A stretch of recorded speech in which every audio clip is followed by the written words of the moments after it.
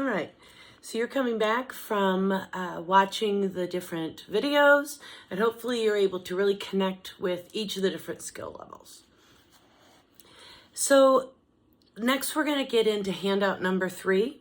It says Responsive Language Supports Tool. And this, I want to say that we developed just using the Early Learning and Development Standards, the new ones. And I did this in combination with Caitlin Slattery, who is a speech language pathologist. So, the idea is that this is resourced. It is based on the standards we're all already using. All of our curricula are all based on Ohio standards. And, getting a little extra support from a speech language pathologist. Nothing that we're doing falls outside of the role of early childhood teacher, right? Early childhood professional. But I thought it would be good to have some support from a speech language pathologist so that I made sure we were moving in the right direction. Okay, so you can see this with holding this in your hand, that we are talking about the stuff we do, right? Peekaboo, right? That doesn't seem like a rocket science thing, and obviously you guys had watched the TED Talk that I included, but it's big. Open, shut them, right? When you look at these things, you can tell, okay, yeah, read simple books often so they become familiar. Sure. That's part of our day. I know sometimes as adults who, some of us still love repetition, and there's just certain shows or a couple of different books I could read over and over. But for the most part, I like to do new things. Children love repetition. They learn from repetition. There is a sense of normalcy in repetition. So, that's one that I just really like to focus on, because it is something that usually in our lesson plans, you'll see a different story every day of the week, or, and it's really so very, very, very important to plan to read stories over and over, even no matter how old the children are. Okay. Anyhow, you can see that these are basic things. I'm not gonna read through each and every one, but you can see that these are basic things. So,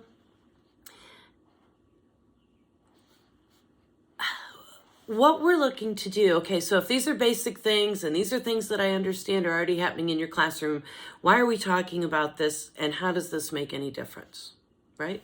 So to me, the kid who needs this has a harder time coming to it, right? So if you're a toddler or a preschooler and you're able to come and go, if it's something that I'm noticing all of my peers are able to interact and I'm not figuring any of it out, it's probably not my comfort zone, right? So it's raising our game a little on intentionality. I want to make sure that, I have interactive peekaboo with this child at 3 points throughout the day, right? You build it into a transition even. Or I'm looking for another one. I want to give opportunities during circle time for children to choose different motions for shaking their sillies out. And I specifically want to scaffold this child's experience, right? I want to call on him early so there's lots of choices.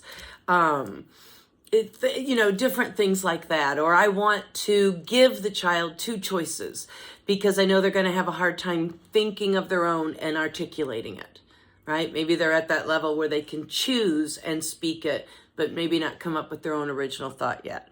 So that's really what this is. So this next piece that is part of this is writing action plans. Now, we all write lesson plans that satisfy, I think, the 4 or 5 star requirement for Step Up to Quality. So that means your lesson plans already reference early learning and development standards. They already reference individual goals for children, right? Everything that we're talking about here is already part of what you do. This isn't another form. This is, again, honing in, developing that intentionality a little bit stronger right now to make sure you are providing very specific language experiences to scaffold development. So as we look at this next part, I want you to consider a child, two children that at this point are falling below language expectations. Okay, no matter whatever age your children are. And if you don't have anyone in your room right now, think of someone that you know that you've had that with, okay? What we really want to look at when we look at planning for this child, and I just flipped to handout number 4, okay? So expanding language experiences in 5 simple steps. Identify the current skill level of that child. Okay, so like while we're sitting here, while you're watching this video, jot this down. Identify the current skill level of this child. Right? Looking back at, I think it's called handout number 3, the one that says language tool at the top. Yeah, handout number 3. Look at the different skill levels. And if a child falls in between one or two of them, it's irrelevant. Just make the decision, go with the lower one. That way you can scaffold. And if you see that they're ready for more, you go for more, right? But this is not a long deliberative process. Okay. Next thing you want to stop and jot down is, what are this child's current interests? Child walks into the room in the middle of center choice time. Where does he go? Where's the first place that he goes? Right? So that way you are looking at how you can walk into his play and share an experience. Consider the best learning format. That's number 3. Some children need a few minutes of one-on-one, especially those who you get the impression that they have language inside of them, like they know what to say, but they haven't yet got the courage to say, right? To say something, to respond. So maybe that child needs an individual. Others absolutely thrive in being in a small group. And then in other things might be a large group experience, especially if you're looking at, maybe you've got 4 kids in the classroom that you feel are maybe a level below where they should be, right? So that you can maybe scaffold some of those experiences for a group of them, that their needs aren't as intense. So look at the best learning format for the child. And then another thing too is always consider if there's something you can embed in a routine. I tell you what, that's the coolest thing that I get to see. One of the coolest things about my job is that I go to a ton of classrooms and nobody does it the same. And everybody does it with the same active supervision regulations, right? So every transition that I see, the teachers are all doing it differently, and a lot of them have embedded something into the routine, right? Like, you know how you count your kids every time you leave the room? Instead of doing that in your head, they've made that a kid's job, and they just accept that it's going to take 3 minutes to do that before they leave, right? Just different things like that. And so I just think there's so many opportunities that we can build into routine. And when something's in a routine, it becomes familiar and it becomes known, if that makes sense. Okay. So considering their best learning format, remembering that our children do truly love repetition, typically. Keep it simple, intentional, consistent. Do it over and over. Simple. but intentional, right? The difference in sitting down and playing Play-Doh with a child, or sitting down and playing Play-Doh with a child where you have a written goal to share advanced language experiences with them, aka I'm going to have a couple extra questions. I'm going to probe more to try and get this child to talk to me while we're playing Play-Doh. The difference in those two things can actually be profound. One is just kind of taking a breath and playing Play-Doh with a child, which happens, and there's a place for that. But this is saying, hey, I'm gonna watch for that child to go to Play-Doh because I know that happens, and that's usually a quieter spot in the room. So I'll be able to do a little bit of language intervention with him.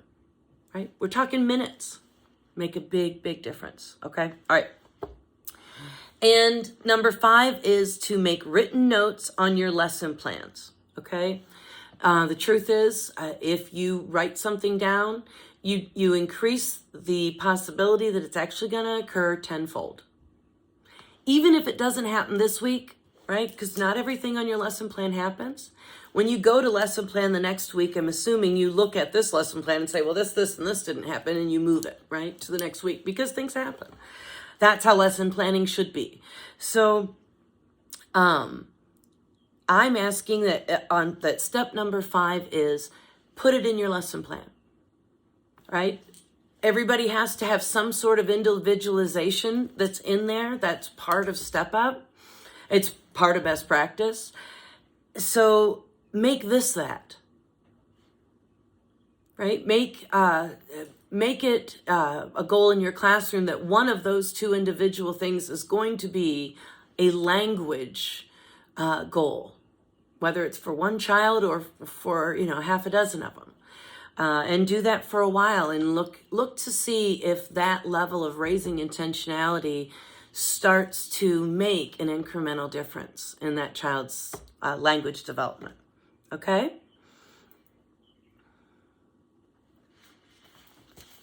All right.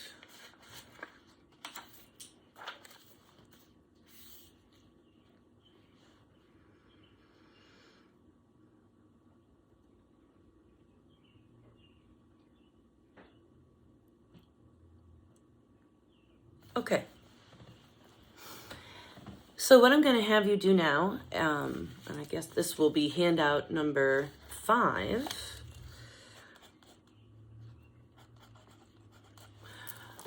So what I'm going to have you do now on handout number 5 is stop and just make a brief plan, right? We're not looking for a written page, an IEP. This is meant to be brief. Who's the child that you're considering? What's their skill level? What's their interest and best learning style? And what's the experience you're going to plan? Okay? Just a couple of minutes. Jot that down, chat with each other, and we'll come back.